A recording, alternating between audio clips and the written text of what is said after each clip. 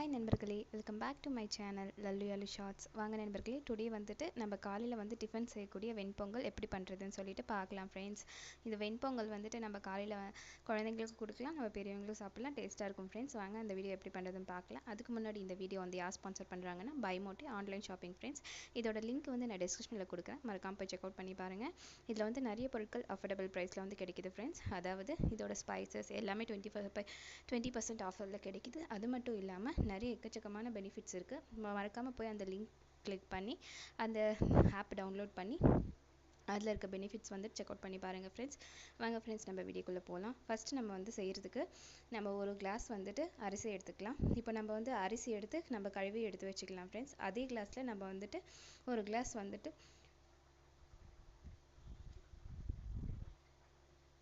பாசிப்பருப்பு எடுத்து வச்சுக்கலாம் ஃப்ரெண்ட்ஸ். அதே ஒரு கிளாஸில் பாசிப்பருப்பு.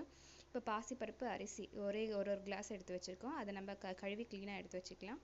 அது வந்து குக்கரில் ஆட் பண்ணிக்கலாம் ஃப்ரெண்ட்ஸ். அதுக்கப்புறமா ஒரு ஸ்பூன் அளவுக்கு, அதாவது ஒரு ஸ்பூன் இல்லை 1/2 ஸ்பூன் மிளகு போட்டுக்கலாம். அதுக்கப்புறம் 5 பல்லுக்கிட்ட பூண்டு வந்து நம்ம அதில் சேர்த்துக்கலாம் ஃப்ரெண்ட்ஸ். அதுக்கப்புறமா அது கூட கொஞ்சம் அதுக்கு தேவையான அளவு சால்ட் வந்து ஆட் பண்ணிக்கலாம். அதுக்கு தேவையான அளவு உப்பு நம்ம வந்துட்டு கல் உப்பு சேர்த்துக்கலாம், அப்படி இல்லைன்னா நம்ம தூள் உப்பு சேர்த்துக்கலாம். நம்மளுக்கு எவ்வளோ டேஸ்ட் வேணுமோ அந்த அளவுக்கு நீங்கள் அது சேர்த்துக்குங்க. அதுக்கப்புறமா பச்சை மிளகா போட்டு பார்த்தீங்கன்னா நம்மளுக்கு காரம் எவ்வளோ வேணுமோ அவ்வளோ சேர்த்துக்கலாம். நான் வந்து இதுக்கு வந்து 2 பச்சை மிளகா வந்து நான் ஆட் பண்ணியிருக்கேன். அதுக்கப்புறமா இதில் வந்துட்டு நம்ம தண்ணி எவ்வளோ குக்கரில் ஆட் பண்ணணும்னா, நம்ம வந்துட்டு 1 கப் அரிசி, அதுக்கப்புறம் 1 கப் வந்து பருப்பு எடுத்திருக்கோம். அதாவது 2 கப்புக்கு 3 கிளாஸஸ் எடுக்கணும். அதாவது 6 கப்பு தண்ணி சேர்த்து 3 விசில் விட்டுருங்க. இது வந்து நம்ம தாளிக்கிறதுக்கு தனியாக கடாயை வச்சுக்கிட்டு அதில் 3 ஸ்பூன் நெய் விட்டுக்குங்க. நெய்யிலனா எண்ணெய் கூட ஆட் பண்ணிக்கலாம். அதில் வந்துட்டு 10 பாதாம் பருப்பு ஆட் பண்ணிக்கோங்க.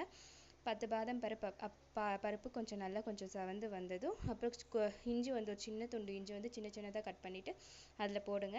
அதுக்கப்புறமா தேவையான அளவு ஜீரகம், அதாவது 1/2 ஸ்பூன் அளவுக்கு ஜீரகம் வந்து அதில் ஆட் பண்ணிக்கோங்க. சிம்மில் வச்சுட்டு தான் நீங்கள் தாளிக்கணும்.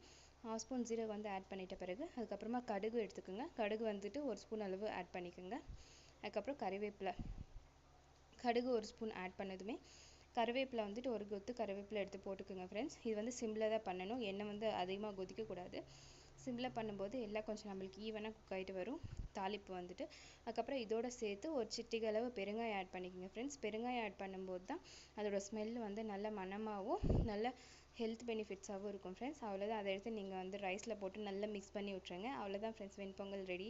இந்த வீடியோ வந்துட்டு உங்களுக்கு பிடிச்சிருந்துச்சுன்னா மறக்காமல் லைக் பண்ணுங்கள், ஷேர் பண்ணுங்கள், மறக்காமல் சப்ஸ்கிரைப் பண்ண மறந்துடாதீங்க. தேங்க்யூ ஃபார் வாட்சிங் ஃப்ரெண்ட்ஸ். பாய்.